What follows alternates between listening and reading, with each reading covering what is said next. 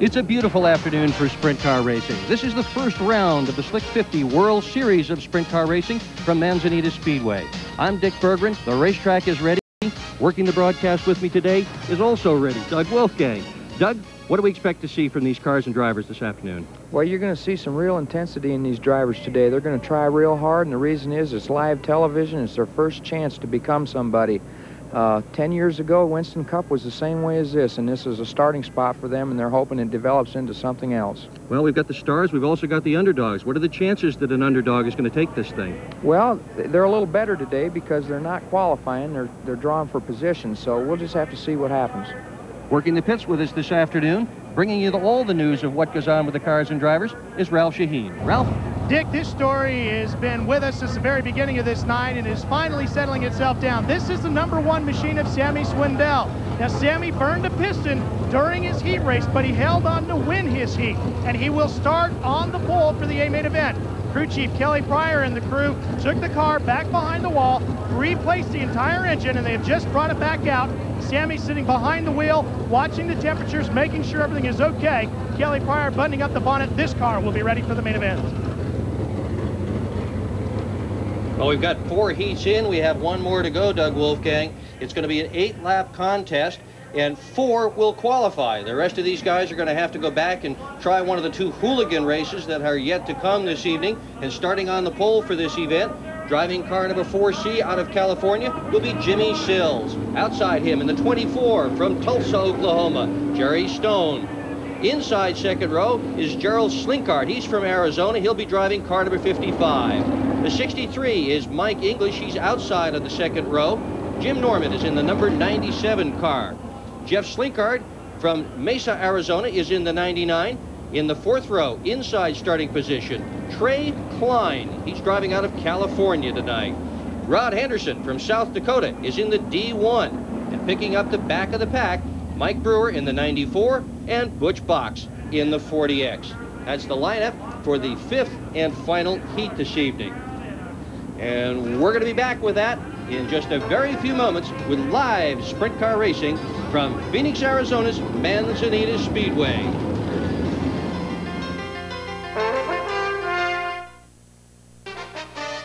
Tonight's exclusive TNN coverage of the Slick 50 Sprint Car World Series is being brought to you by Slick 50, because starting your engine is a terrible thing to do. By Max Race Cards, featuring all of racing's biggest stars. And by Rain-X, the invisible windshield wiper. And we're ready to go on with this 5th and final heat this afternoon from Manzanita Speedway. Cars are lined up, forming. You see them now going into the first corner. On the pole is Jimmy Sills. Jerry Stone is outside him. Gerald Slinkard is in the 55 in row 2. Mike English, car number 63. Jim Norman is in the 97. Jeff Slinkard is in the 99. And in row 4, we find Troy Klein and Rod Henderson. Mike Brewer, Butch Box, pick up the rear. Pace car still on the speedway. We're not going to get a start this time around. You see the cars now forming in the backstretch. The sun is setting here at Manzanita. It's going down in the area of the first turn in general. Drivers are going to be doing a little squinting, I think, as they come down the home straightaway, Doug. I think they're going to be running right into it, and worse than that, they've watered the racetrack a little bit now, and it's going to be a little greasy, so they're going to have some care for the first corner or 2. Yeah, there was some water put on it. Right now it's 81 degrees, 10% humidity. That's good. That'll keep some of the moisture in the track. The wind is calm. The forecast is sunny right now, but it's going to get dark in a little while. This thing is starting under sun, but it will certainly finish under the lights this afternoon at Manzanita. Doug, what do you think about this one? Who looks good to you?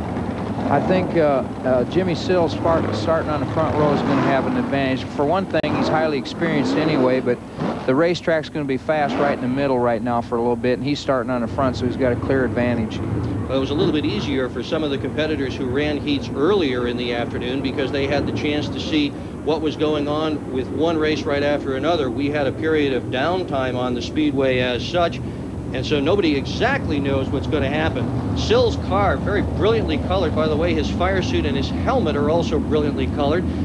He is one of the flashiest guys in all automobile racing. Here we go, forming up, coming off the 4th turn, ready for the start.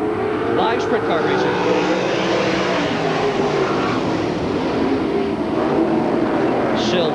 into that first corner. He is on a roll, just as Doug Wolfgang predicted. And we've got problems. Problems in turn 2. Sills is all by himself. That's the 24 car, Jerry Stone, that went around a couple of times. If he could keep that thing going, he'd be all right. And he has done just that. Stoney just kept it running. Nope, we got a yellow flag. Yellow flag on the speedway. Jerry got up in the cushion and got his right rear in that grease that they just watered down the dust with, and he just turned around in a circle a couple times, but he's all right, and they'll restart this race. These cars are all direct drive. There's no clutch. There's no starter motor. The way they're fired is the driver puts the car in gear. There is only one gear. That's high. There's no reverse. There's also no glove box in these things, so you couldn't go to the grocery store and get a loaf of bread with them, that's for sure. Driver puts the car in high gear to start it. Push truck gets behind it. There's the 97 also involved. That's Jim Norman. Push truck gets behind the cars, pushes them off, and once they get to about 30 miles an hour or so, the driver turns on first the fuel supply, then he turns on the ignition. Here it is. This is what happened, Doug. Yes, he just got in the grease and turned the thing around in a circle, and then it finally killed the engine on him because, like you say, it was direct drive, and he had it locked up trying to save it there. That was pretty easy. Everybody's car should be in good shape. We will have a complete restart on this thing. You see the mechanic out there rocking that car back and forth. He's trying to get it in gear. Now he's got the car in gear, so we'll see a push truck come along behind it. There it is. There's another one of the push trucks, and we'll see these push trucks behind the race cars all night long, shoving them off. Fortunately, we've got plenty of push trucks here tonight, so there'll be no delays waiting for that kind of thing. Sills would like to get this underway. I'm very sure of that. You see his car now. He started on the pole. We have a complete restart, so he's going to have to do it all over again. Did a great job on the initial start, but he gets to try it one more time. Since Jerry Stone caused the yellow, he'll have to go to the tail of the pack now, so it'll draw everybody up on the outside line one lane. Jimmy Sills is from Placerville, California. He is 39 years old. He says this is his first year at age 39, but he may stay here for quite a while. Let's take a look at some of the fans who are here. Look at this on a truck. And I'm not sure that's a legal place to park. There's a junkyard outside this place off the fourth corner, and it looks like that junkyard has kind of become an unofficial grandstand. You see them all sitting up there. It's a great view from almost anywhere here at Manzanita Speedway, but better off at home, no doubt about it, sitting in your living room in the comfort, watching sprint car racing. We got one more lap to go. We're going to try it again. Sills on the pole. Good racer. He won the August Silver Crown car in Springfield. That's a 1 mile dirt track. Sills runs everything. Midgets, sprint cars, dirt cars. If it has wheels on it, runs on a dirt track. He not only runs it, he wins with it. Let's see if he can win this thing. Jimmy's been a great racer for about 15 years already. Here we go.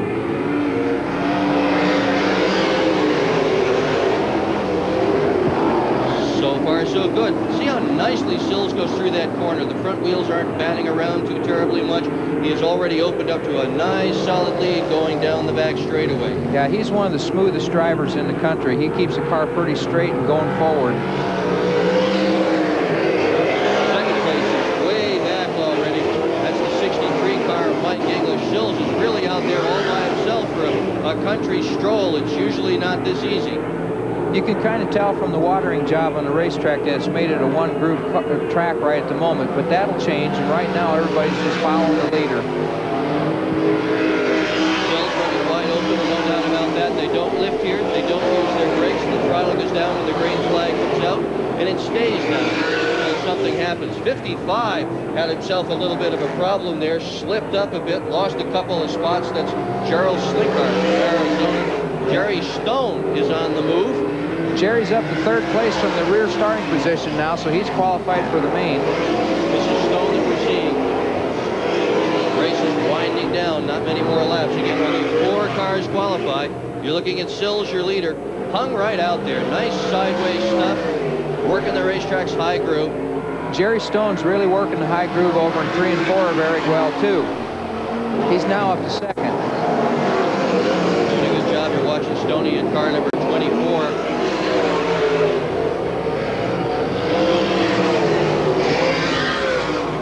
Stone working the third turn area. Leader is well gone. Sills has this race well in hand at this point. Jimmy Sills is driving so smooth, he's just driving away from the field real easy. This is South Dakota's Rod Henderson. He is also moving up in the field. Henderson in the #1 car. We've got 5 #1 cars here tonight, so maybe you want to get out a notepad, keep an eye, and figure out which is the #1 car you're watching at any given moment. That's what happens when we bring cars in from all over the country. Sills lapping cars now. And Sills is about to take the white flag. 1 more lap to go in this event. And actually, Jerry Stone's actually catching Jimmy a little bit, so he's pretty fast on the racetrack. He's doing a good job. Both of them are doing a good job. Running down the backstretch now. First live outlaw sprint car race in history. About to go into the record book and about to go in the pocket of one Jimmy Sills as he takes the checkered flag. Jerry Stone is second. Mike English running third, and Rod Henderson rounds out the top 4 to make the main event. And they're the only ones that qualify automatically for the feature. All the rest are going to have to go through some kind of a consolation program to try to make it. And after the checkered flag fell, one of the cars spun over there in the 4th corner. And we're going to be back with a lot more sprint car racing from Manzanita Speedway in just a few moments. We'll be right back.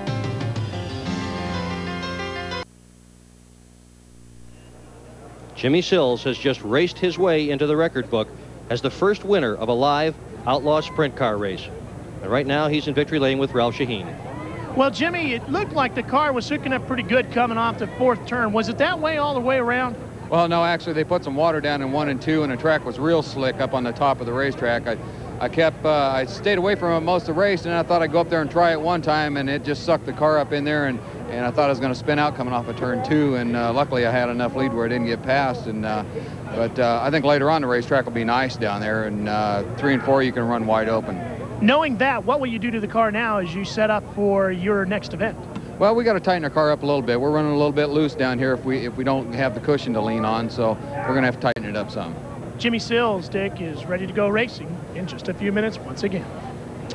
And there's the results of that first heat. The cars that transferred to the feature. Jimmy Sills, of course. Jerry Stone, who finished second. Mike English did a great job coming in 3rd position. And Rod Henderson in the D1 was 4th. Doug, this racetrack's been around for a long time. It first opened way back in 1949 as a dog track. In August 25th, 1951, it held its very first automobile race. Jalopies were the featured bill. They ran on the 1/4 mile because the big half-mile racetrack that you see on the outside that the sprint cars are running on this afternoon and tonight, that just wasn't built at all. The very first event was a crazy, crazy, crazy race. You talk about insane stuff. They ran themselves a marathon. And when they really got going with the thing, the next year they decided that they were going to run a marathon that incorporated the 2 tracks in the mid-50s.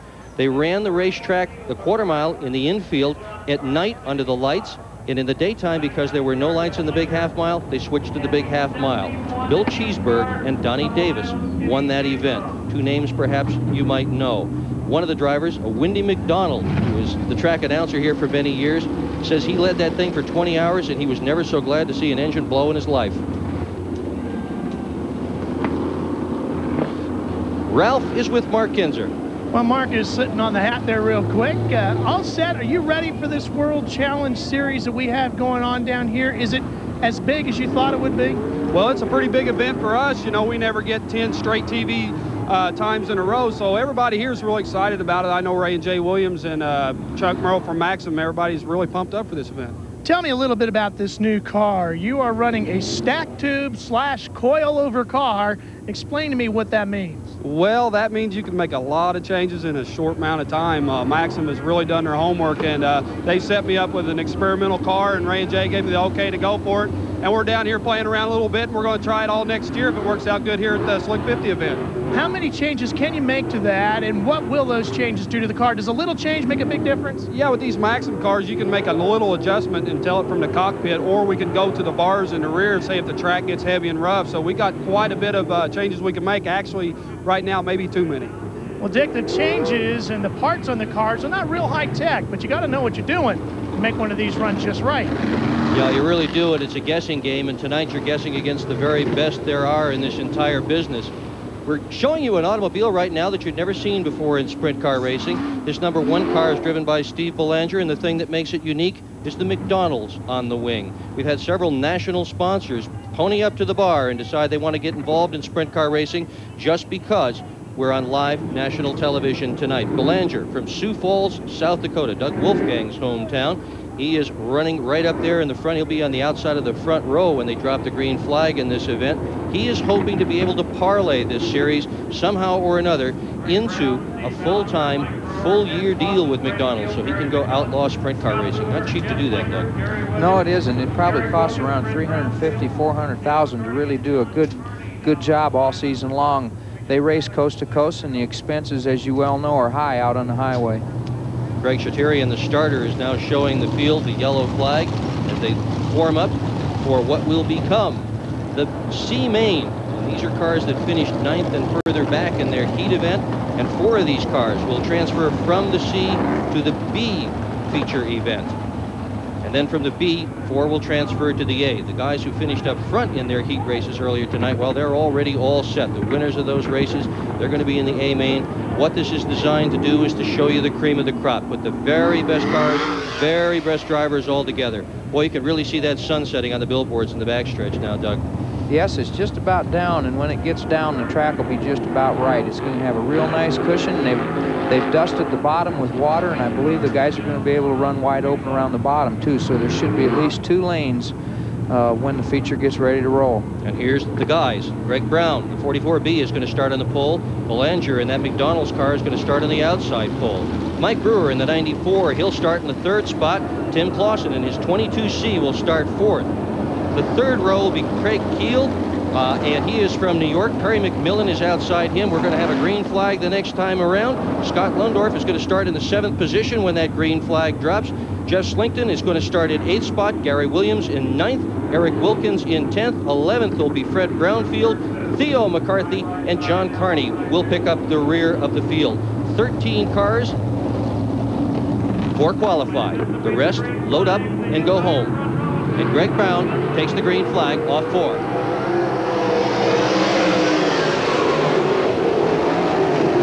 Well, that ought to impress McDonald's, Doug. I'm telling you, he was right in there, wasn't he? He did a good job. He really did. He tossed it right in. He knows that camera's on the car if you're leading. That's the way to do it. Put it right out front. 44 running in 2nd spot is Greg Brown.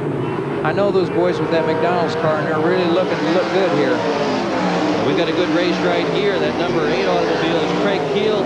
He's an independent operator out of New York. He and his father tow that thing all around the countryside. They don't have any sponsorship help. They work on the car themselves, and he's running well.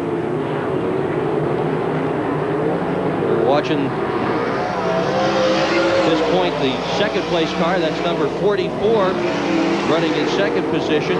That's Greg Brown. He has started on the lead. Craig Keel's running pretty comfortably 3rd right now, but I think he's going to handle this guy running 2nd because he's running the bottom of the racetrack a little better. McDonald's car is running well, has run, in fact, off with the lead. There he is, going into the 1st turn now. Look at that lead he's opened up, Doug. Yeah, he's really going. Now, I'll tell you another guy that's going good. That's 71M, Kenny Jacobs. He sure is. He has gone from the rear of the field to 4th position, but he's going to have to go some to catch up with Belanger. Look at Belanger work those front wheels. Keel 2 in this number 8 automobile. We're watching Craig Keel. Remember, only 4 qualify. Anybody further back than 4th spot just isn't going to make it. Keel is running 3rd right now. That number 71 car, the yellow car you see on your right, that is the last car to qualify. Kenny Jacobs started at the tail of the event. He's got into a qualifying position now. And he needs to. He really does. This is a full-time sprint car operation. These guys earn their living racing sprint cars. It's a brand new deal. And we're going to sell a fight for position here. Keel on the inside, Jacobs on the outside. Jacobs working real good on the outside right now. Yeah, he really is. Keel's got his hands full at this point. No mirrors in these cars. They're not too sure where everybody else is. Sometimes you can feel it when there's a little tap or a guy shows you a nose and you know he's there.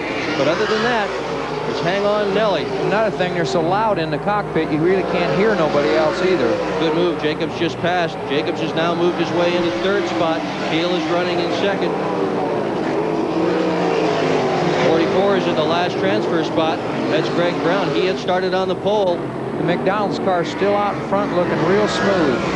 really is. We're watching that 44 of Greg Brown because if anybody decides they're going to tap on his tail, he's history. We've got a white flag out, though. Steve Belanger is well on his way. There he is, Steve Belanger, on his way to winning the C-Main this afternoon at Manzanita Speedway. Belanger looking good coming off the 4th corner. Coming down. Craig Keel running 2nd. Kenny Jacobs still for 3rd. There it is. Checkered flag. And you know that made him happy.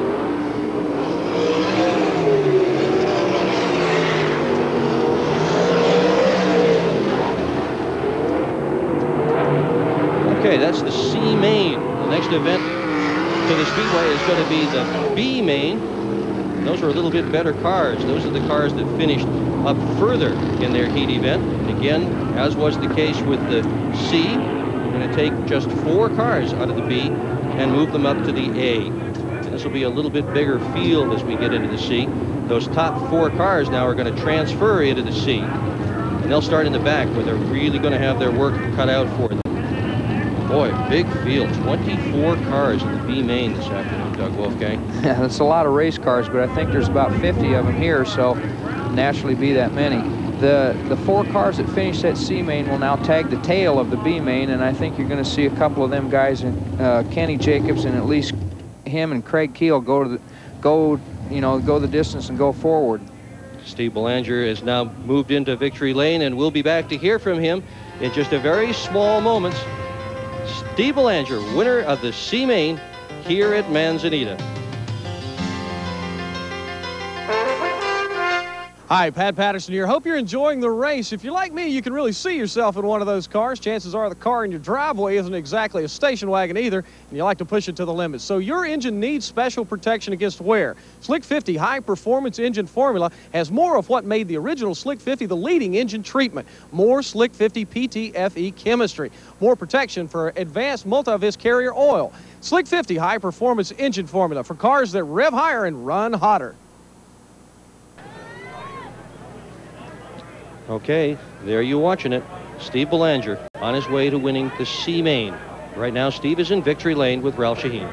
Well, that ought to make the folks back at McDonald's real happy to first get the sponsor on the side of the car and you win. But I noticed the front wheels were really dancing around a lot as you came off the corner. How come, and what do you do to fix that? Well, I'll tell you what, we got a brand new car, brand new motor. We're a little bit light on the front end. We've got to use the car a little bit. We got a little bit tight. We're coming off the corners, hooking up just a little bit too much. And basically, first time we run this track, brand new car again, we'll get her straightened out. A couple more cheeseburgers and order of fries, you'll be ready to go? I think that'd do it. Steve Belanger, the winner of that race, Dick. This is one of his spare wings sitting in the pit, the Ronald McDonald logo on it. And I just wonder how many dollars worth of free advertising he wound up with as a result of having won that race. I'm quite sure it's a lot. Here are the other fellas who wound up finishing in the top, or at least I think we're going to have that. We sure are. Steve Belanger, the winner. Craig Keel, the independent operator from New York, finished 2nd. Kenny Jacobs, good job from the back to finish 4th. And Greg Brown, I'm sorry, Jacobs finishing 3rd, Greg Brown finishing 4th. And all of those cars will transfer up 1 spot. And where they're going to transfer to is the B main event. And Ralph is with Steve Kinzer right now. Ralph? As you can see, Steve Kinzer is busy doing what they call siping a tire. Now he's cutting little grooves across the treads of the tires. What he's trying to do is free that tire up a little bit, let that heat escape out of that tire. Now, Doug Wolfgang, what I want to know is, what else will that do outside of helping release the tire heat out? Do you have to be careful how deep you go? Can you not destroy a tire by doing that as well? Yeah, it's like 2 razor blade cuts, and if you go too deep, it'll tear the tire up. But you know, the other thing that it does is it makes 2 more cutting edges on each block that it'll grab the racetrack with. So he's actually making more bite with less tire temperature. Okay, and we're going to see if what Steve Kinzer's doing is going to work. He finished 2nd in his heat. And Doug Wolfgang told me, I bet he's going to work on that car and fix it so that he doesn't finish 2nd in the feature event. And you better believe it, he and Sammy are looking for number 1, and so are a bunch of other drivers here at Manzanita. The 24-car field is forming for the B main event, but before we get to that, let's talk to Ralph Shaheen, who is going to talk to Sammy Swindell. Ralph? As you remember, Sammy Swindell had a problem with his engine in his heat race, but you ended up winning. What was wrong, and how'd you make that thing last? Well, I think we burned a piston. We just was fortunate. I'd already kicked the car out of gear. I was going to pull in, and the red came out, so we just coasted around and then decided that we would, you know, they only had 3 laps to go. We thought, you know, we'd take a shot at it. We were thinking about pulling in. We decided not to. We just looked for the bad cylinder, pulled that spark plug out, and ran the race on 7 cylinders, so it wouldn't put such a load on it. The thing just barely made it, though, so, you know, we were pretty lucky to get by with it. A complete engine change, and now is this something that you have to worry about as you progress into the A main? Well, not really, because all the motors are pretty close. You know, they're real close. The only thing is we lost a little time, you know, just as far as being organized and just watching the racetrack and what everybody else was doing through the heats. We didn't have that luxury. We were out back out there putting another motor in. Well, Sammy Swindell is one of the drivers that brought a war chest, a total arsenal of equipment down to Phoenix with him. He's planning on staying here through this 10-week thing. And if anybody has a spare engine laying around, it's Sammy Swindell, and he's ready to go now, Dick. If he ran that strong on 7 cylinders, I can't imagine how well he is going to run on 8 cylinders. Here's how they line up for the B main event. On the pole, car number 85 is Bobby Markham. Outside him, Denny the Dude Lesowski. In the second row, inside starting spot, Gerald Slinkard, and the U2 of Rocky Hodges is outside him. Hodges, a strong racer. Andy Hillenberg in the deuce, and Mike Archuleta in the third row. Wayne Bennett, a local racer, and Butch Box make up the fourth row. And in the fifth row, Bobby Davis Jr., one-time World of Outlaw champion driver. He owns his own car, sharing that row with Jerry Coons Jr. In the sixth row, Calvin Landis and Randy Roberts. Seventh row, Jim Norman, Bill Liebig. And in the eighth row, Chris Eichhardt and Gary Cameron II. A lot of cars on that racetrack, Doug. I'll tell you what, especially for a B main, which means they haven't been fast enough to qualify through a heat, I always get nervous when there's that many cars on the track. Yeah, but you've done this. You have started in the back of D mains and progressed to the C main and progressed to the B main and progressed to the... How do you do that without destroying the car? Well, number one, you got to be lucky. Like where Kenny Jacobs is starting now in the 71 car, he'd have to have a flying start, get by about 7 or 8 cars on the bottom down in turn 1, and he'd have to be lucky enough to where the track was perfect and nobody made a mistake in front of him, and you don't get lucky like that all the time. It's one of the in-car camera shots. That's the Rain-X in-car camera. You can see all the vibration. That's just a little body panel, a little cowling there beside the driver. Right now everything is nice and calm, but I'm going to guarantee you it's not going to stay calm for very long.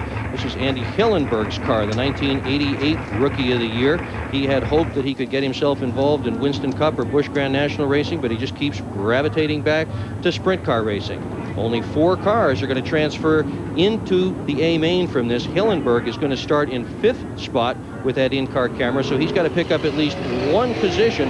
That's not too bad, but boy, look at Kenny Jacobs all the way back there at 23rd spot. Oh, long road to hoe, Doug. Bobby Davis is starting 9th on the inside in the 5th row, and he's one of the guys to watch, too. He's a good racer, and he's starting back a ways. Yeah, Steve Whitler starting in 17th position. He's a full-time racer. He puts the groceries on the table doing this stuff.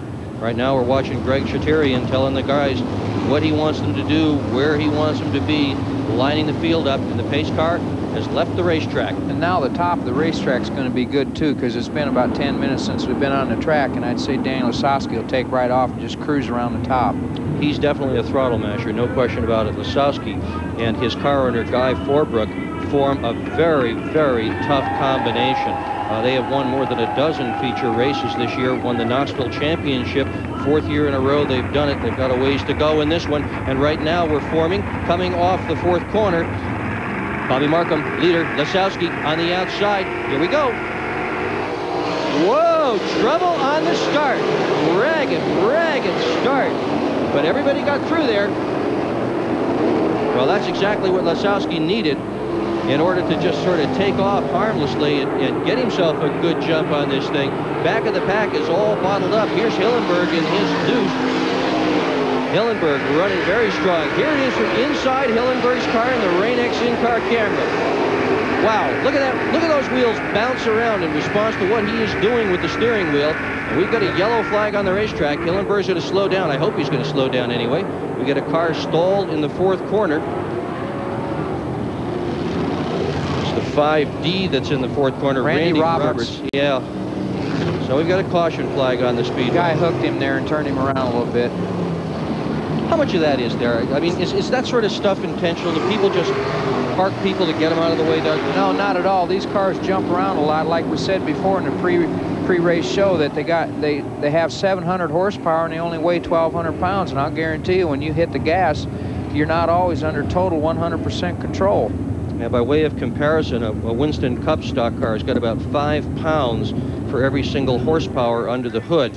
These World of Outlaw cars have about 1 3/4 pounds for every horsepower under the hood. So it's a much, much stronger ratio. In fact, it's about as strong as there is anywhere at automobile racing. The 12 car has gone into the pit area. That is Jerry Coons Jr. into the pits for mechanical service. And so the McDonald's car, he's got something wrong, a flat tire or something, I think. Yeah, and you can't change a tire in one of these cars without a penalty. You can do little adjustments on the car in a red flag, but in a yellow flag situation like this, if you pull in the pits, you go to the back of the pack. Of course, Yeah. McDonald's car didn't much matter. He was in the back of the pack anyway. Yeah, he had moved up a couple spots, but if you change a tire, you got to go clear the tail. Get ready for a restart. All the restarts will be single file unless it's a complete restart, which this one will be. Complete restarts, while they put everybody back where they originally were. Lisowski's going to start on the outside pole again, and we're going to see if Markham can somehow or another take the green flag, keep it pointed a little bit more straight than he did last time, and get away with a better start than he did last time. That's got to have been a heart-stopping experience to spin like that coming off the fourth corner, coming down for the green flag, looking at everybody heading at you. Lucky he was near the tail anyway, so there was only 4 or 5 cars coming at him. We're getting ready again. They're heading into the third corner, getting ready for a start. Bobby Markham on the inside, Dan Lisowski on the outside. Here's the green flag. Lisowski takes it, buries the throttle, and off he goes. Lisowski with a strong lead going into the first corner. Just as I thought, Lisowski running right up against the top of the racetrack. The cushion, he's just straight as a string and going away. Yeah, he really is. He's got this racetrack wired. He's looking very, very strong out there. Kenny Jacobs from the back of the pack has already passed about 7 cars. I'm going to tell you, if that little move didn't stop your heart, I don't know what would. Cars bouncing around. Yellow. Hillenburg, and we've got another yellow on the racetrack indeed. Car up in the wall in the second turn. That is the number 14 car in the wall. Kevin Pyland, he had a mechanical problem because the car quit running on him down the back straightaway. He will sit there. Does it look to you like those rear wheels are straight in the car, Doug? Is the right rear pulled back some? No, they're straight in the car. They're just a complete, it's a live running rear axle, so to make the corner in a nice configuration, they got to run a lot of difference in tire size. Like the right rear tire sizes will be 105 inches around on the right rear and probably about 90 or 92 on the left rear, so there's quite a bit of difference. We'll be back at Manzanita Speedway for the conclusion of this event in just a few moments.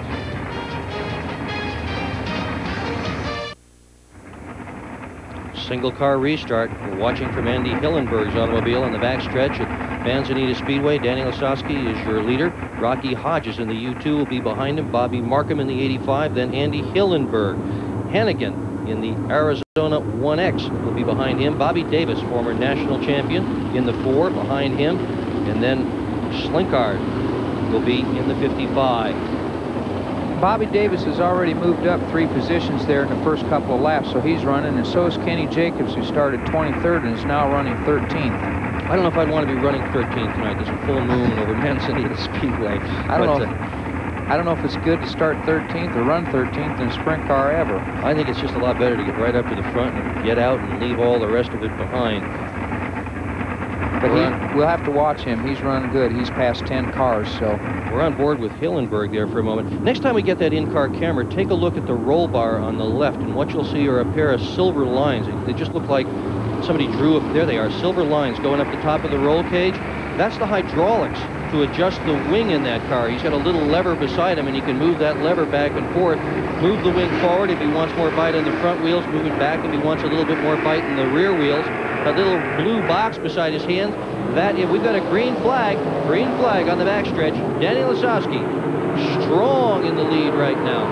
Boy, he's running well done. Yes, he is. He learned how to race at Knoxville, Iowa, and Knoxville's a big round racetrack just like this. So. And Doug Wolfgang ought to know that. He's got 59 feature wins there, more than anybody. And right now we've got a yellow. No, we don't have a yellow flag. We had a brouhaha on the home stretch. but everybody got sorted out, and there was no yellow flag. Yeah, Craig Keel just got booted into the infield, and they didn't draw the yellow. Well, at least he got himself off the racetrack, but he's not going to make any money tonight sitting in the infield. We're with Hillenberg's car again as he bats those front wheels back and forth. Look at how they just throw the car in the corner. Hillenberg sideways, standing on it. And Dick, Kenny Jacobs is now up to 8th spot, so he's still going forward. Jacobs on the move. This race is winding down. We've got a caution flag on the speedway. The car has slowed to a stop between turn 3 and 4. That's Wayne Bennett. He had a mechanical problem also because he slowed down the back straightaway and he just couldn't get off the track. Yeah, there he is. You're just better off to do that, to park the thing up against the concrete rather than try to cut across traffic. If the engine dies or if you lose something in the drive line, you lose power. You cut across traffic and you're perfectly liable to have somebody jump over one of those exposed wheels. And if you jump over one of those exposed wheels, well, that's when you check and see how good the roll cage in the race car is. And that's also when you put in the order for a new wing. So Wayne Bennett has very wisely decided to park it up there. And they'll get a push truck up, get him pushed off, get him going again. There's Workin' Woody, and that's the push truck of choice here in the world of Outlaws. This is Art and Carol Melees that operate this thing. They go to all the outlaw races. They tow this Workin' Woody around from racetrack to racetrack and just help out. They're just awfully nice people, don't make any money doing that, but they go to the races, have fun. There they are, husband and wife team. Nice to see a husband and wife do something in life where they really enjoy each other and enjoy a sporting activity. They're going to be here in Phoenix for the whole duration of the Slick 50 World Series of Sprint Car Racing. They probably put about 40,000 miles on their motorhome pulling that thing from track to track. To Ralph in the pits. Ralph? Well, this is one of the best-known faces as far as carrying a wrench goes in the world of sprint car racing. This is Deuce Terrell, crew chief for Kenny Jacobs, number 71M. Deuce, with the way this car and track situation is developing, what do you think we're going to have by the time we get to that main event? What kind of changes will you make to that car? Well, it looks like the track's getting a lot wider. Hopefully we can get up around the top and race where you got 2 grooves, you know, one on the bottom, one on the top. Finally getting the top run in. I think it's going to be okay by feature time. Where do you touch the car to make it do the kinds of things you need it to do now for that A main? Where do you work? Well, we've changed everything. We got behind the 8-ball right off the bat and broke a motor and hot laps, but we changed a couple bars, shocks, and tires. Yep, just about everything. Well, hopefully Deuce Terrell will get a chance to work his magic. We've got a green flag on the speedway. And the U2, Rocky Hodges, has just pulled off the racetrack. He had been running in second position. That basically leaves the field to Danny Lasowski. You see him here. He is running all by himself. Danny's got about a full straightaway lead, and it looked like Rocky had a complete mechanical letdown there. He just shut off. Markham in the 85 running in second spot, but he's being challenged. Bobby Davis is now qualified for the feature by running 4th. But Kenny Jacobs is now up to 6th, so he's come a long way from 23rd to 6th. This is the battle for second and third position. Markham in that white car is running second right there. Car number 85 in second position right now. Bobby Davis Jr. in his own number 4 running in third spot. That's a Chevrolet under the hood of that car. Davis for several years ran Ford. Also, Kenny Jacobs is now up to 5th, so he's still going forward. He's got an outside chance yet. And he's got only one more spot to go before he's going to be qualified for the feature event as 2 more cars drop out of this race as the event begins to really take its toll. Lasowski now moving his way through lapped cars. Lasowski with a lot of traffic. Hillenberg, we're back inside Andy Hillenberg's car. You talk about traffic, there it is, right in front of you. Look at him, up, down, all over the place. There's 4 lap cars between Andy Hillenberg and Danny Lasowski. We'll see how long it takes Andy to get through them. That's Hillenberg in the black Deuce on the inside, trying to pick up one more spot.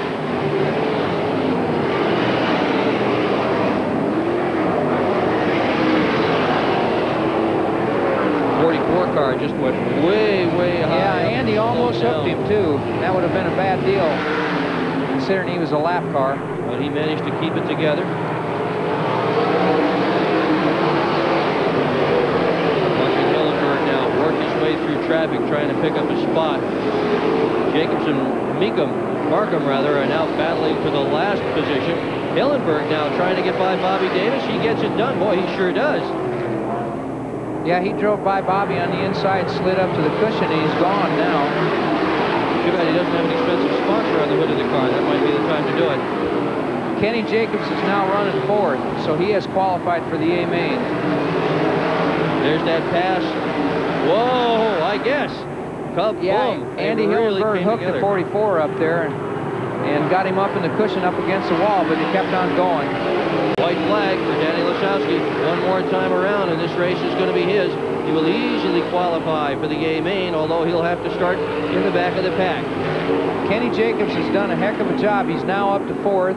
He's qualified for the A main from 23rd spot.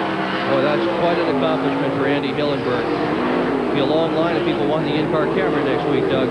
Meanwhile, here is your winner. Danny Lasowski has taken home the bacon in the B main.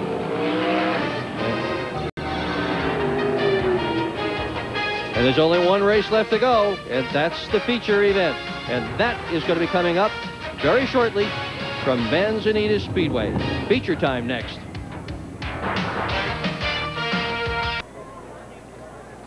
Danny Lasowski has just won the B-Men event here at Manzanita Speedway. He's in victory lane with Ralph Shaheen. Car that Danny won this race with, gentlemen, is the same car that he finished 2nd with at the Knoxville Nationals. Now, what is it about this car, Danny? It's a little bit lighter, you told me. Where did you make a car like this lighter? We did it nuts and bolts and fuel tank and stuff like that. We made it a little lighter. I wish we were starting a little bit farther up in the feature than we are, but I'll tell you what, this American Challenge 30 engine CNS Enterprise Guy Forbrook Challenger is really working good right now. We just got stuck in a bad heat, so we got to start in the back of this deal, and maybe they'll keep the camera on us. Maybe we'll put on a good show. Now, can you make a car too light? How far do you go? Well, you can make it too light with the tubing on the frame, but we try to make it as safe as we can and go from there. Is that one of the keys to winning here at Manzanita, a light car? I mean, the car like this, when it is light, it's going to handle differently than another type of race car. Is that the right combination, you think, for here? Well, being light is just cheap horsepower. The lighter you are, the faster you go. Either we're going to have to get the car lighter or I'm going to have to go on a diet, one of the two. We don't know which one we're going to have to do.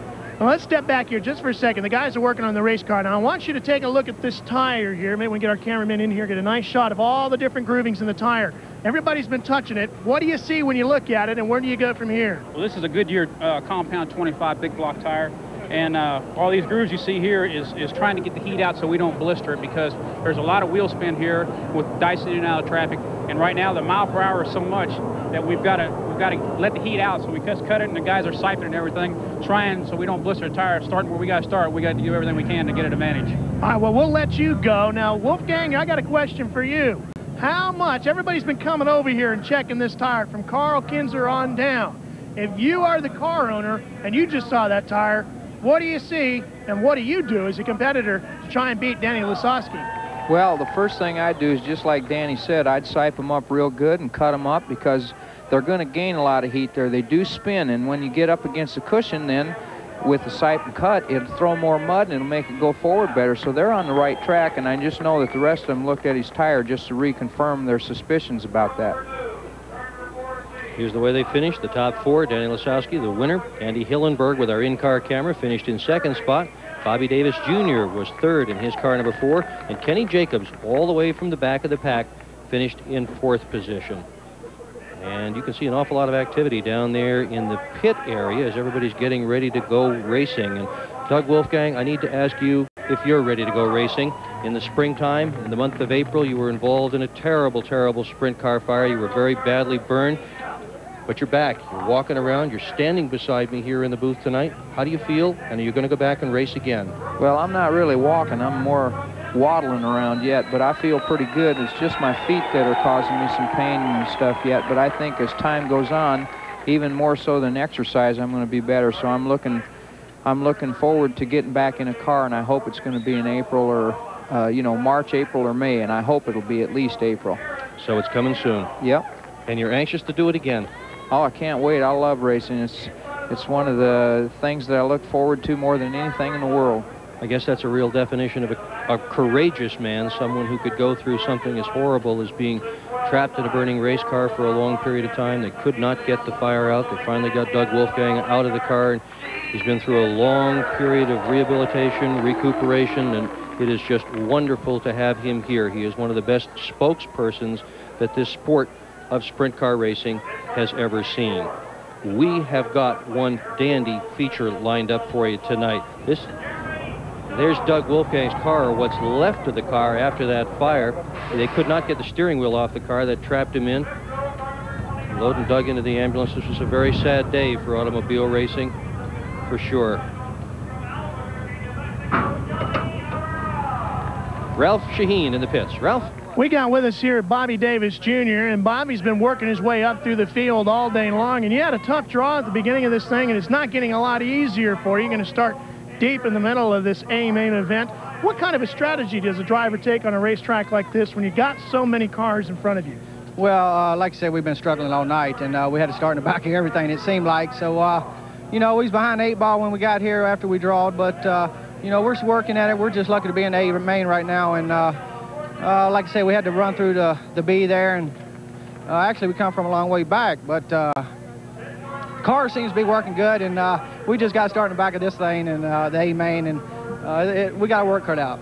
Now, you're running the coilover car. Does that seem to be an advantage for you here with this type of racetrack? Which is the ultimate suspension setup? Well, I don't know. We've been really good with ours, and we're pleased with it. So, you know, the torsion bar cars are still going good, and the coil cars are winning. So, like I said, we like whatever's good for our team, and right now this car is good for us.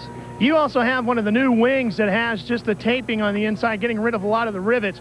Do you see a difference in it from the inside of the car? Is that aerodynamic flow an advantage for you here? Well, as far as that, I can't tell the difference on me sitting in the car and feeling the difference. It just makes the wings a little easier to put together, and you know, this is the 4th or 5th night we ran it, so you know, it's hanging on there, and we tested there in Dallas, Texas, and then we feel like if it would have blown off anywhere, it probably would have been there, and it's still holding up here, so we're going to give her another shot here in the feature. Well, Bobby, we'll let you go get strapped up in the race car. He's got to go get set to go racing. Gentlemen, we're getting ready too. He was probably going too fast to feel the difference. And as we see, the sun has pretty well set here at Manzanita Speedway as we get ready for the feature event coming right up on TNN. We can almost feel the tension in that pit area all the way up to the top here. It is really intense down there for sure. And as we're beginning to feel the field form up, let's talk a little bit about how young and how old some of these guys are. Sammy Swindell, who's going to start on the pole, a real veteran at age 37.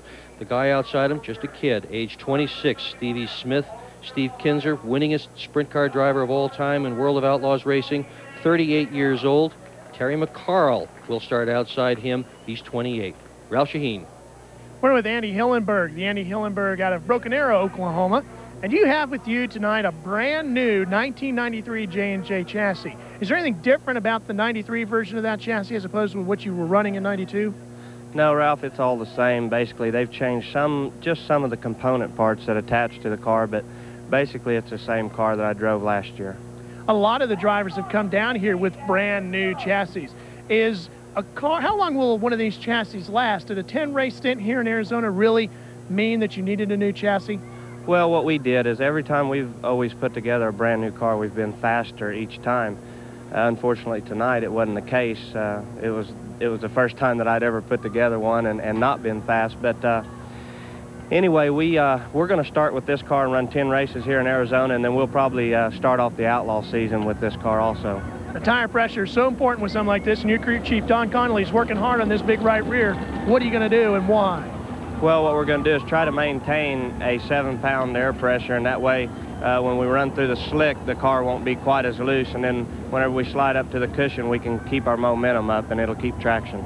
Well, Andy Hillenberg is going to get strapped in here, Dick, and he's set to go racing. And we're about ready to go racing. The fans are certainly ready to go racing. Cars are now being pushed off. And I hope you can hear some of the cheering. This glaze you see on the racetrack is something of an optical illusion. It's not really as shiny as that from the grandstand or from the infield area. That's just a kind of an aberration, I guess, of the way the lights managed to pick it up on the home straightaway. Here's how they're going to start the A-main for the first ever live televised broadcast of a World of Outlaws sprint car race. Sammy Swindell on the pole. Outside him, young Stevie Smith. Row 2, Jimmy Sills from California, and outside him, Terry McCarl, another one of the youngsters here tonight at Manzanita. Leland McSpadden inside row 3. He's a local guy. Aaron Berryhill outside him, 1992 Rookie of the Year. Steve Kinzer, 336 times he's won these races. Outside him, it's the 24 of Jerry Stone. As we move to the 5th row, we find New Mexico's Johnny Herrera in the 29 and Lindsay Casto in the 40. Ronnie Day will drive the 5R, starting on the inside of the 6th row. Gary Lee Mayer in the 11X. He has won dozens of races this year. Good driver. Mike English, you saw him qualify out of the non-qualifiers races. 63, Mark Kinzer in the 5M. He is the son of Carl Kinzer that takes care of Steve Kinzer's cars. Dave Blaney, row 8, inside in the 10. Jack Hodenschild, keep your eye on him. There is always action near Hodenschild. He's driving a yellow number 22 tonight. As we move into the next row, row 9, well, I guess we don't. That's the whole ball game, at least as far as we had it. Lindsay Casto is going to start in 17th position. Ron Henderson is going to start in the 18th spot. Marty Wilcox is going to start 19th. And Randy Hannigan is going to start outside him. And then we'll pick up the back of the pack with those 4 Consi cars, if you will, the guys who came through the B main. Danny Lasowski, who will start 21st. Andy Hillenberg, who carried our camera in that event, is going to start 22nd. Bobby Davis Jr. will start 23rd. And Kenny Jacobs will start 24. And here we are in what is going to be the back of the pack, on board with Andy Hillenberg. Starter now telling them to cross it up. Cross flags mean get side by side. Everybody's got to remember where they're supposed to start. There's no scoreboard here at Phoenix, nothing you can look up at and say, gee, am I supposed to start behind that car? Do I start beside that car? Or where exactly do I start with this thing? So forming up now, side by side. Field now off the second turn. Pace car ahead. Dick, the track looks like it's going to be just like they said earlier. It's going to be pretty fast around the bottom and probably wide open around the top. And the middle lane's going to be too slick to run fast on. Doug, how does this surface change between day and night? Oh, terrifically. For one thing, the sun's out bright. And when the sun's out bright in the afternoon, all it does is dry out the dirt immediately. Whereas at night, without the sun shining, the moisture stays up on top of the dirt and keeps it sticky. We should see the parade lap the next lap around. The man you just saw run across the racetrack, he can do that. That's Ted Johnson. He goes where he wants, when he wants. Green next time around. We're not going to do the 4-wide start that is so often a part of the pageantry here at World of Outlaw Racing. We're going to get right to it. We're in the Rain-X camera now. In-car camera. Dick, let's watch that Kenny Jacobs car who came from the C main all the way to the A main, and he's starting last now. He might be exciting. Oh, I'm sure he will. I'm sure the whole thing is going to be exciting. We've got Steve Kinzer starting in the middle of the pack, and here's the green flag, and we're at it.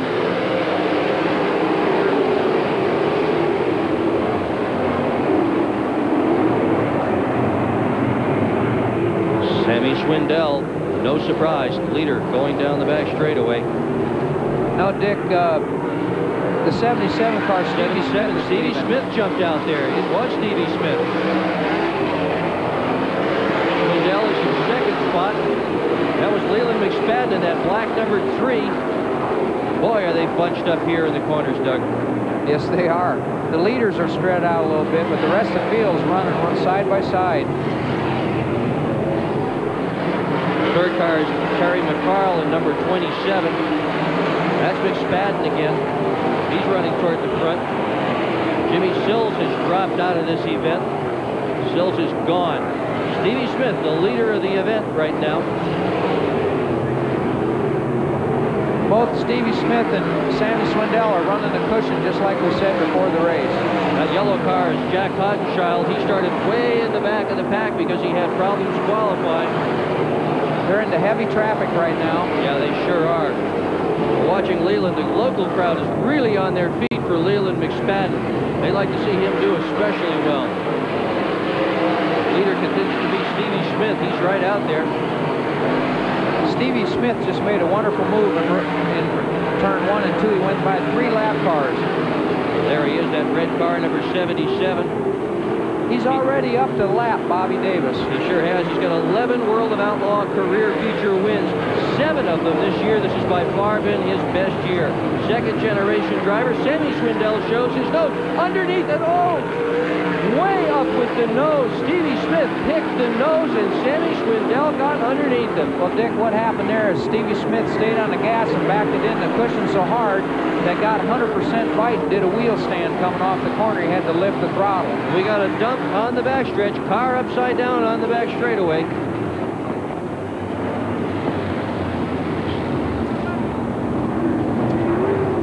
Jerry Stone is upside down on the back straightaway. Yeah, that was not a bad dump, but you certainly don't want to see that happening. You see the front wheels are misaligned, and that'll bring everything to a halt. They red flag the race when the car gets upside down, and you can see all the rescue personnel heading over to Jerry Stone's car. Here's the replay. Doug, what happened here? Well, it just looks to me like Jerry got it in there, and he got a little loose, and then he had the gas down, and he run, and the guy that was coming around the backside there hit him in the bumper, and he hit the fence there, got up in that real grease up in there in the sticky mud, and hit the wall, turned it over. He only went over once, so I don't think it really damaged much. No, that wasn't really a Cuisinart flip. Sometimes these things get going, and the cars seem as if they are inside a Cuisinart. They just spin and spin and spin and flip over side, but not this time. You can see by that shot there, by the dirt being thrown up by the other cars, it's almost looked like a plow field up there. Yeah, they call that the cushion right at the edge of that, and sometimes that's a great place to put your right rear tire. You get the right rear against that, keep your foot on the gas, the car can't spin out, and forward you go. But if it doesn't work exactly right, this is exactly what happens. Well, that's what happened to Stevie Smith, too. When Sammy drove underneath of him down in turn 3, Stevie had to stay on the gas and get it up in there a little harder and higher. Stuck the right rear in that, and it stuck so hard, he did a wheel stand and had to get off the gas, and Sammy's now leading because of that. Well, they're going to clear off the racetrack, and when they do, we're going to be back with more sprint car racing from Manzanita Speedway, the Slick 50 Sprint Car World Series. Well, they're towing the remains of that car that flipped off the racetrack, and Ralph Shaheen is in the pits with the driver. Nope, first we're going to take a look and see what happened. And he sure did, just right up and boom, there it is. That's all it takes, just get the thing out of control a little bit. Up into the loose stuff. Once in the loose stuff, bang, he hits it with the right rear, then the right front. That's the rough combination. Right rear first, then right front. That almost invariably will turn the car over. And that's all she wrote. Ralph Shaheen. Well, Jerry Stone, unfortunately, was the driver that took the wild ride. Jerry, is the traffic the problem, and how bad is it out there? Well, right then it was. It was a lap car, and he's just trying to race, but... you know, it's kind of a one-lane racetrack, and I went under him there and caught the corner of that quarter mile, which got me a little airborne, but he clipped my bumper then when I come down and turned me the wrong way, and, you know, hell, that's racing. But you're okay, though? Oh, yeah, it wasn't bad. You know, it bent some stuff up, but it wasn't real hard. Jerry Stone, he'll be back with us next weekend, gentlemen. We're 6 laps down. The leader is Sammy Swindell. Stevie Smith is starting right behind him, followed by Terry McCarl, Aaron Berryhill, Steve Kinzer, Gary Lee Mayer, Jack Hodenshaw, Leland McSpadden. What you're going to see, however, are some lapped cars in between. They're starting to push the cars off right now. So some of the cars that you'll see in these alignments are not on the lead lap. Those are the cars that are the lead lap. Swindell, Smith, McCarl, Berryhill, Steve Kinzer. Those are definitely your lead cars. While this red flag has been going on, the competitors are allowed to do some minor repairs on their car. No tire changes are permitted, however. And when we say minor changes, we mean they can take a little air pressure out of the car. They can wipe their face shield off a little bit, add a couple of tear-offs. Those are little plastic pieces that they have in front of their face shields, and they tear those off as the race unfolds. They can add a few more if they'd like to do that at this point. Take a lap around the car, maybe turn a nut or a bolt on the suspension system. But they can't do anything major to the car. And you see the cars that are still sitting down there. Mechanics have pretty well left the area right now as we're getting ready to push off and start again. Dick, as you said earlier, to watch Jack Hodenshield, he started, I believe he started 16th, and he's already up to 8th, so there definitely has been some action around his race car. Push truck starting, sponsored by Delco Remy. It seems appropriate that Delco Remy would sponsor the push trucks. That's what gets things going here, gets things started. And we've got a good field of push trucks out here tonight. It is now completely dark at Manzanita Speedway. We have gone from bright sunlight that you saw in our pre-game show to complete darkness, and a full moon is out. And I am certain that Jerry Stone is quite convinced that there was a full moon that led to his episode up there in the turn just coming into the back straightaway a few moments ago. We saw it where he got himself tangled up with another car and then wound up upside down. Pace car now bringing the field in behind him as more and more cars are being pushed off. Steve Kinzer in the Valvoline car is running 6th, and Jack Hodenschild's running 8th in the Pennzoil car. That'll be kind of a shootout once they get together, if they do. It'll be an oily mess, I think, is what it's going to be. Kinzer has won more than 1/3 of all World of Outlaw races ever won. Doug Wolfgang, how does this guy manage to win and win and win? What's he got? Well, he's got a good car, that's for sure. They keep good motors and good tires on it. Got a great mechanic in his uncle, Carl Kinzer, but I'll tell you what, as a driver, they don't get any better than Steve Kinzer. He's the finest driver I've seen and ever raced against, and he just can do it night after night. His intensity is unbelievable. It really is. He never seems to tire of this, even though he has won so many races. It seems as if when you watch him working on that car and walking around the car before the race, that it is the only thing in the world that matters. He has lost none of the intensity of some of these early 20s and mid-20s aged kids. He's got every bit of it at age 38. Steve Kinzer, winningest sprint car driver of all time. 31 features in 1992. His 12th World of Outlaw Sprint Car Championship. Only 2 other guys have even won it. Sammy has won it twice. Bobby Davis won it once in a year when Kinzer didn't participate in the World of Outlaws.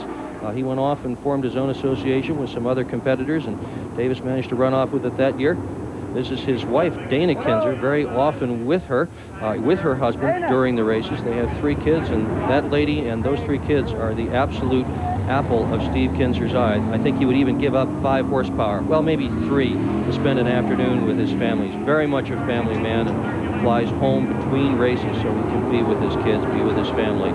You can see now the field forming up. The man on the right is the competition director. That's Bob Jackson. You see him standing there in the infield, and he's got a board that's telling the drivers where they're supposed to be lined up, reminding them where they're supposed to be, and trying to get everything rolling here tonight. And it is now tonight at Manzanita Speedway. We're on board with Andy Hillenberg, the Rain-X camera. Did that vibration in the car bother you during the race? No, you're seeing a lot more because the cameras are bolted solid to the roll cage, and you're just seeing it through the camera's eye a lot more than it really feels like with your butt sitting down in the seat. So it's not bad at all. Yeah, but look at all these bumps on the racetrack too. Doesn't this do things to your dental work? I mean, it's got to be a shaky ride out there. No, you don't feel it. In fact, right now it's shakier now going slow speed than it would be going 100 miles an hour, because you don't even hardly feel anything at 100. 6 laps down, this race is still young. Pace car has left the speedway. Sammy Schwindel now in charge, going down the backstretch. Green flag could drop at any moment.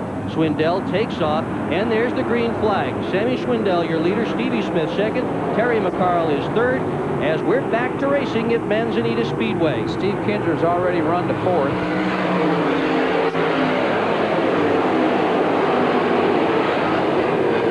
That 3rd, he just drove by Terry McCarl going into turn 1. He sure did. Sammy Schwindel, remember, he changed an engine just before this race, and Ralph Shaheen asked him if the engine was going to be a problem. He said, "No, I don't really think so." I'd say not. I'd say that engine is running on all 8. Yeah, he's definitely not running on 7 cylinders now. No, he sure isn't.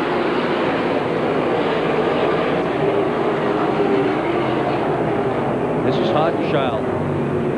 Jack the Wildchild Hodenchild, and that is really an appropriate name for him.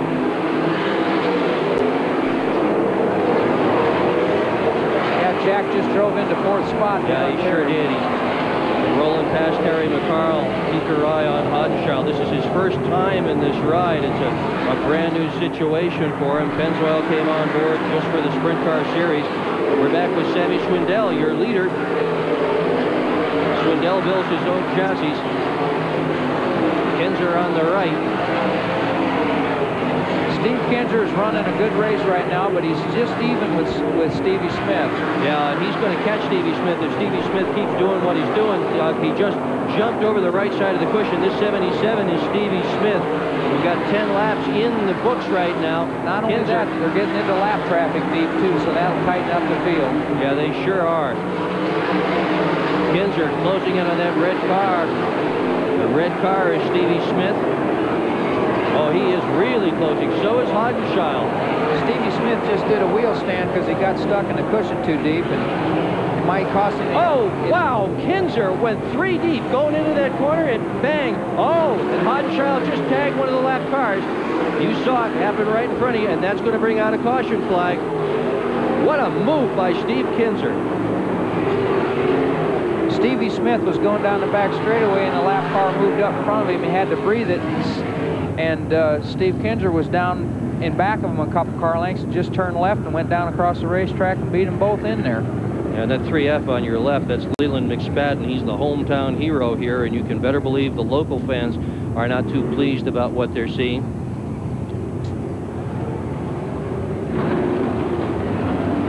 Car number 1D, that's Rod Henderson. Here it is again, Doug.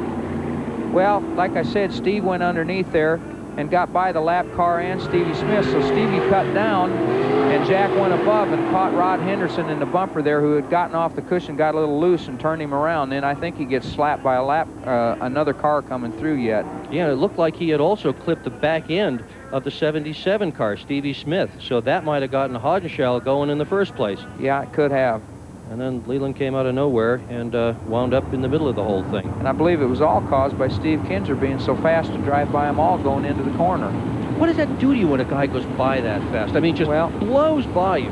Well, right there you could see that Jack Hodenschild and Stevie Smith just completely changed directions with their race car to try to fight back across the racetrack and get their position back. Yeah, whoa, Nelly, what happened? When we go back to green, it's going to be the big two of sprint car racing.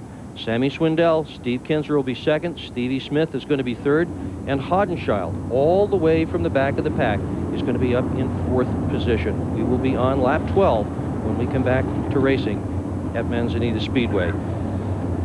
And we're going to be back with that very, very shortly. As you can see, they're getting ready. Stick with us for the finish of the first live Outlaw feature event ever. Tonight's exclusive TNN coverage of the Slick 50 Sprint Car World Series has been brought to you by Slick 50, because starting your engine is a terrible thing to do. By Max Race Cards, featuring all of racing's biggest stars. And by Rain-X, the invisible windshield wiper. Promotional consideration provided by Featherlight Trailers, the champion's choice. And we are live at Manzanita Speedway. The green flag is out. This man, Sammy Swindell, is your leader. Steve Kinzer on the drop of the green flag. Blew by not 1, not 2, but 3 lap cars all at once. And what is shaping up here? A classic sprint car duel between the two very best who are currently active in the business today. Swindell, your leader. Steve Kinzer trying to close the gap. There's about 12 or 14 car lengths between himself and Swindell. You can see it right there. There's Steve Kinzer. Nothing between himself and Sammy Swindell except a little bit of open racetrack. And right now, it's hammered down. You're watching the absolute best there are. The fast groove's in the high line right now, Dick, and both cars are running about the exact same speed. The only difference is Steve starts behind Sammy, so he hasn't gained anything on him yet. They're going to start running into lap traffic up here, though, in a little bit, and now leaving up the field a little bit. The lap traffic will certainly tell a great story. Both of these men are absolute experts at running through lap traffic. There's Swindell, your leader. You can see some of the lap cars now. Look at the difference in speed between Sammy Swindell and that car he just passed. Another one of the number 1 cars, one of 5 who are here tonight. Steve Kinzer also threading his way through. And Steve Kinzer now going to chase that number 1 car as well. See what he does. See how he manages to get by. Easy, piece of cake. Flat out, wide open. Nice and smooth, running the high lane. Steve Kinzer in 2nd spot. Trying to catch Sammy Swindell, currently your leader. He's about to lap Bobby Davis in that number 4 car. Stevie Smith is running a fine race. He's staying right with Steve Kinzer and Sammy. Yeah, he seems to have collected everything at this point, Doug. He's gotten over his jitters, running up high. Yeah, Picking up the front end. Sammy Swindell just jumped over the cushion a little bit. In fact, Stevie Smith just passed Kinzer. Well, that's going to be an interesting situation. It was Stevie Smith who had beat Kinzer. In the heat, Kinzer is off the pace somewhat. Steve Kinzer not running as well as he had been. He's still nice and smooth, just not nice and fast. At least not as fast as he had been. Any idea what could be wrong with that car, Doug? 10 laps to go. Kinzer running in third spot. Jack Hottenschall in the yellow car. He is running in fourth position, trying to take third away from Steve Kinzer. And boy, look at all this smoke.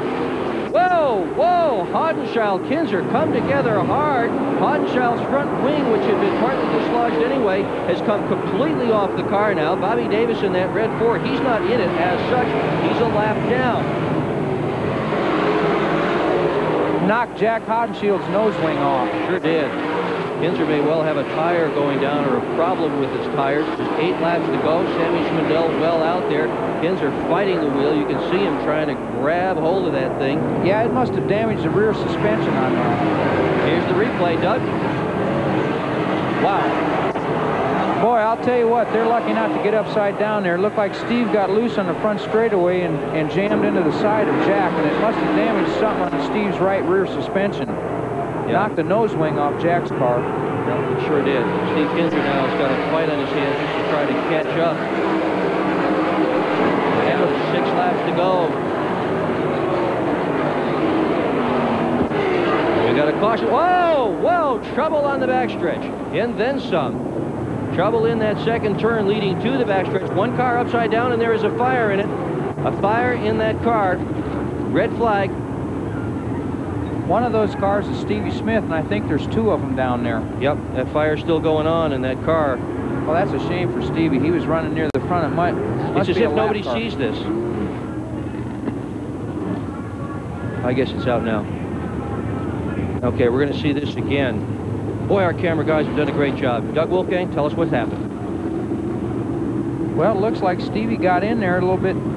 You know, the lap car turned over down there, and Stevie just was going in fast and had nowhere to go, and he just hit him and turned it over. Boy, that's a pretty good accident right there. Yeah, that 27 is McCarl. He had won his heat tonight.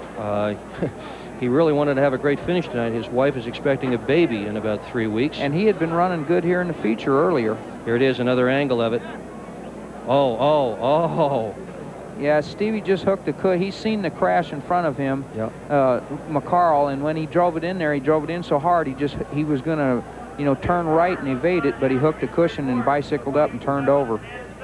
McCarl is the 8-lap record holder here tonight. He's going to break no records from where he is right now. He owns that car. So at least when he gets back to the garage, when his car owner is nasty to him, he can just be nasty back to the car owner and it'll all work out. Stevie Smith is the young man in the red fire suit on your right, walking away from the scene. Stevie's car had been pretty tight anyway, because I noticed earlier in the race 2 or 3 times if he hit the cushion wrong, it would do a wheel stand. So it wasn't really set up just right to run right into that cushion like he had to try to evade Terry McCarl, and that's what turned him over. Yep, they're now rolling McCarl's car hopefully gently back up onto what remains of its wheels. And the bad part about this for Sammy Swindell is that Steve Kinzer gets another chance to readjust his car now and get it faster. That's right. He can do some things to it. If indeed it is a bad tire, there's not much you can do about it. That's McCarl walking around his car, surveying the damage. No doubt, a very disappointed young man. Ralph Shaheen? Terry, first of all, the question is, are you okay? You're up walking around? Yeah, I'm okay, but it looks like my car isn't. Give me an explanation of what happened as you came into the corner. I don't know who that was coming up on me, but they just put a bad slide job on me, and it's if you get up over the cushion, it was just tough to handle for anybody, and I tried to move out of the way and got up in the cushion and just lost it. Can you tell me, they're watching it in the viewer right now, can you tell me a little bit about what goes on inside the car in that situation? What do you try to do? Well, I just close my eyes and hold on as tight as I can and kind of lift my legs up, but you just kind of flinch and just hope nobody hits you from behind and you don't end up getting hurt, I guess. I've been pretty lucky. I just want to tell everybody back at home I'm okay. Terry McCarl's going to take a breather here tonight, gentlemen. Doug, do you close your eyes when stuff like that happens? It depends on. I think one of the big reactions that you have is if you hit the fence like he did, the first thing you'll do is grit your teeth and close your eyes just because it's a natural thing to do. Sometimes they turn over so quick, like Stevie drove in there and hit that cushion and turned over. He probably turned over so fast he didn't have time to close his eyes. Lap 24, this is a 30-lap event. quick calculation suggests what, Doug? 6 to go. Good. Okay, we've got it. That just proves that an announcer and a sprint car driver can do math together. It looked as if Dale Blaney just got through that thing without getting tangled. He had a red number 7 car, and he just sort of went right through the middle of the melee and appears to have gotten through without any problems at all. Yeah, I don't think Dale hit anything. I think he was able to turn it down and go below those guys. Well, they're working on Sammy's car. What are they doing to the right rear tire on that, Doug? I imagine they're going to take it and readjust the air pressure on it. They do have bleed-off valves so that the air stays the same, but they'll probably let the hotter the tires get from spinning, the more the air increases, and they actually work better at a lower air pressure rate, like say 7 or 8 pounds, and it probably raised up to 9. Also, they'll probably sipe some more on it and try to keep it cooler and dig in harder. 6 laps to go, and we've got a classic battle shaping up with Sammy Swindell leading, Steve Kinzer second, Jack Hodenschild third. We'll be back at Manzanita for the finish. We're 24 laps in, 6 to go. Sammy Swindell will be your leader when the green flag comes back out again. 17 cars of the original 24 that started remain on the speedway. Hodenschild in that yellow number 22, the Pennzoil car. He'll be in 3rd position. And Johnny Herrera is going to be all the way up into 4th spot. He's done a terrific job tonight, Doug. Yeah, he has. He's come from near the tail of the race, and he's done a heck of a job. But I'll tell you what, Jack Hodenschild started 16th, and he's running 3rd. And I know there's a couple, you know, he got a couple yellow flags to tighten up the field, but I'll tell you, that's running good. And Dave Blaney, who has shifted to the ride that Hodenschild used to have, that Ford-powered number 10, he's going to be right in there at 5th spot. Aaron Berryhill in the 97 is going to be in 6th, and Jacobs. Look at this, Kenny Jacobs, all the way from absolute last, is going to be right behind Berryhill and in contention to bring home a good paycheck. Yeah, and I noticed Jacobs on that red flag that we just had, they changed the front torsion bar settings on it, so they think they can get more out of it yet, evidently. There's the official pace car, Chevrolet. Nice looking car, isn't it? At least when we can see it. There we go. Now we get a good look at it. Chevrolet Corvette. Boy, those things have been around for a long time, but they've lost none of their appeal. They're just every bit as much the dream of every kid. And me too. Boy, I'd like to have one of those things. That'd be fun, wouldn't it? Sure would if you had an extra 40,000. Yeah. I think this would be even more fun. Unfortunately, it's probably a little bit more than 40,000. Engines in these cars run about $25,000, and you'll get about 6 to 8 races out of them, and then they have to go back and you'll spend another $3,000 or $4,000 to do rings and bearings. If you multiply that out by the number of miles, you don't get very many miles on one of these $25,000 or $30,000 engines. Sammy Swindell will be your leader. I have a couple of cars between Sammy and second place Steve Kinzer. But last time we had a restart that really did not much matter to Steve Kinzer. We have 3 cars between Sammy and Kinzer now. We had 3 cars between Sammy and Kinzer then. And Steve Kinzer made short work of them. He had gotten by all of the lap cars by the time he reached the flag stand. It was just almost immediately that Kinzer had overhauled them. We got a chance here to see a real battle, a real duke-out. These two guys, by the way, don't particularly like each other. Sammy Swindell and Steve Kinzer have banged wheels together. Got involved in a shoving match during the course of racing this summer. They try to get along, but when two guys are as intense as these two men are, tempers are bound to flare once in a while. Here's Andy Hillenberg. He's had your in-car camera, done a good job for us tonight.